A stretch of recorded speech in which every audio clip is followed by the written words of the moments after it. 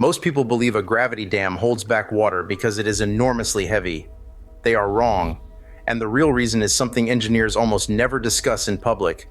A typical gravity dam section, a single monolithic slice of concrete, weighs roughly 200,000 tons. That number sounds decisive, final, the kind of mass that ends every argument before it begins. But here is what they do not put in the brochures.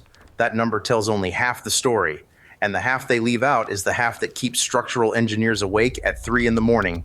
By the end of this video, the viewer will understand why engineers lose sleep over a force that does not appear in a single public-facing dam safety document. A force that is real, measurable, quietly omitted from every reassuring press release ever issued about the infrastructure holding back billions of tons of water upstream of populated cities. The assumption seems reasonable enough. A dam is heavy. Water pushes against it. The dam does not move. Therefore, the weight is doing the work. It is the kind of logic that feels solid, the kind taught in school diagrams with clean blue arrows and tidy labeled forces. Horizontal pressure from the reservoir, vertical weight of the concrete, problem solved, except it is not solved, not even close. The mass of a gravity dam is not what holds it in place. What holds it in place is a precise, engineered balance between competing forces, and one of those forces runs in a direction most people never consider. Not horizontally, pushing against the face of the dam, not vertically downward as gravity would suggest, but vertically upward, pressing against the base of the dam from beneath, silently, continuously, largely unacknowledged in any document a member of the public is likely to read.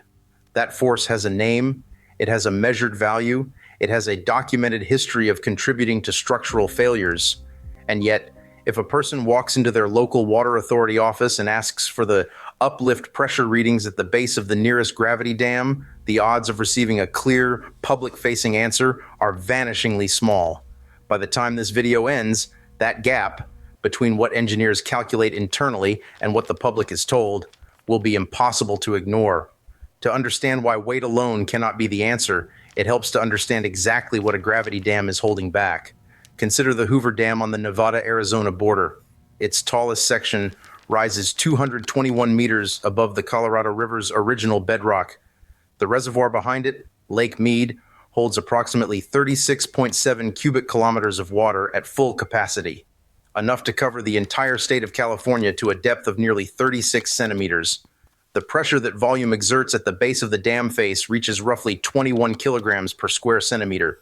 Applied across the full upstream face of the structure, the total horizontal force pushing against the dam exceeds 4.5 million tons, 4.5 million tons of horizontal force, against a single wall of concrete. For comparison, the Eiffel Tower weighs approximately 7,300 tons. The horizontal force pressing against Hoover Dam's face equals roughly 616 Eiffel Towers, shoving sideways, simultaneously, without pause. The standard explanation says the dam's own weight resists this. The concrete is dense. The base is broad. Gravity pins the structure to its foundation. That explanation is not entirely wrong. It is simply dangerously incomplete. Here is what the standard diagram omits. When engineers calculate whether a gravity dam is officially rated safe, they evaluate two primary failure modes. First, sliding. Will the dam skid horizontally along its base? Second, overturning. Will it rotate and tip over its downstream toe? Both calculations rely on the dam's weight pressing downward onto the foundation. The heavier the dam, the more friction holds it against sliding. The heavier the dam, the more its own center of gravity resists rotation. These calculations are real, rigorous, and incomplete in a way the public documentation consistently fails to acknowledge, because both calculations assume something that is not always true. They assume the full weight of the dam is pressing downward against the foundation. But if something is pressing upward against the base from below, reducing the effective downward force, then every calculation built on that weight becomes optimistic. Dangerously optimistic. And something is pressing upward. It always has been. The force is called uplift pressure, and its mechanism begins not at the dam itself, but in the rock beneath it. No rock formation, regardless of how ancient, how dense, how carefully surveyed, is truly impermeable. Every granite shelf, every limestone bed, every sandstone foundation beneath a major dam contains microfractures, hairline discontinuities, natural joints, grain boundaries invisible to any surface inspection. Water, under the enormous pressure of a full reservoir, does not wait. It finds these pathways.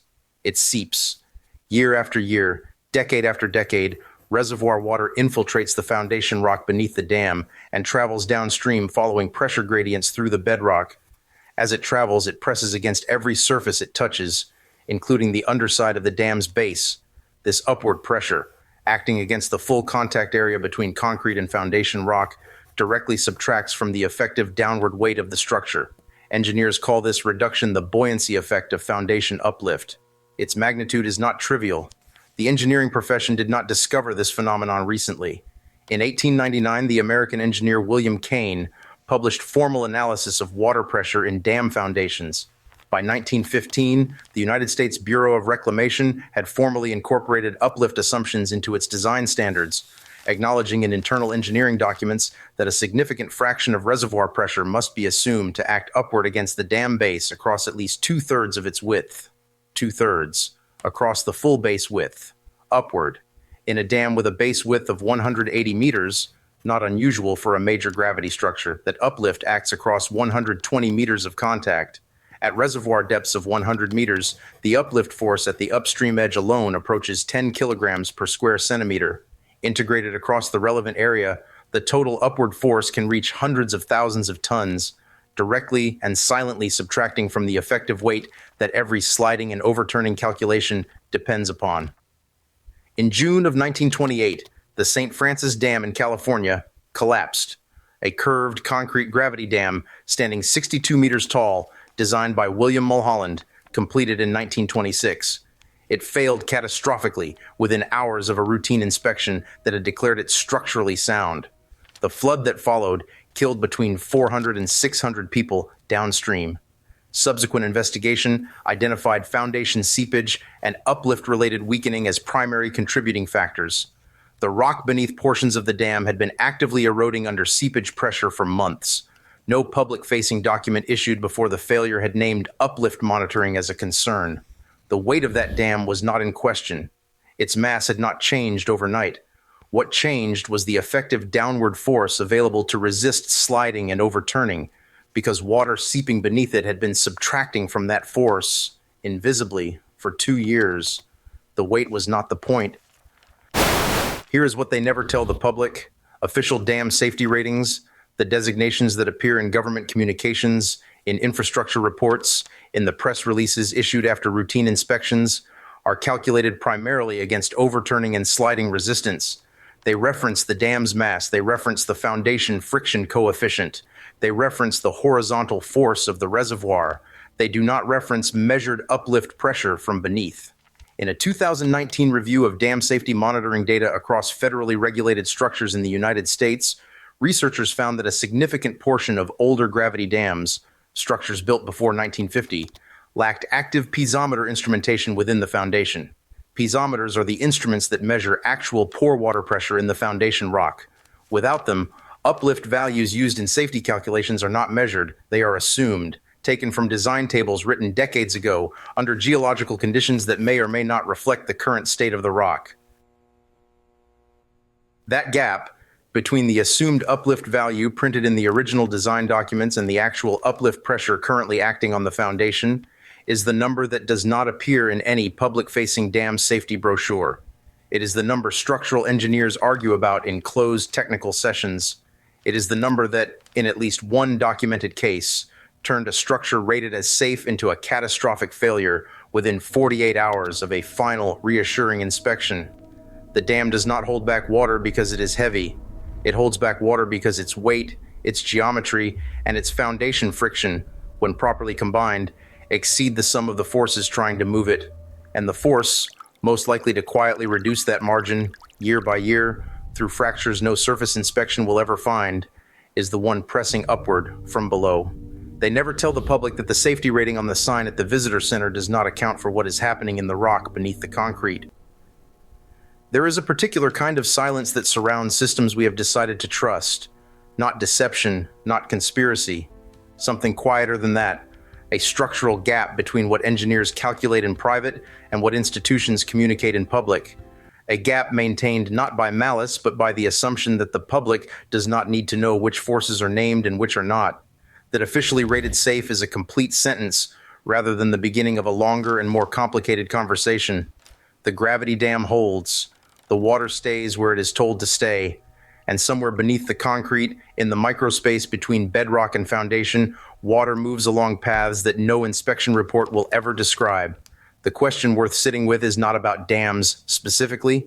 It is about the phrase officially rated safe and how many other structures carry an undisclosed force that no public document names, a force that has a value that is measured or assumed, or perhaps not measured at all, a force that does not appear in the brochure because the brochure was never designed to contain it.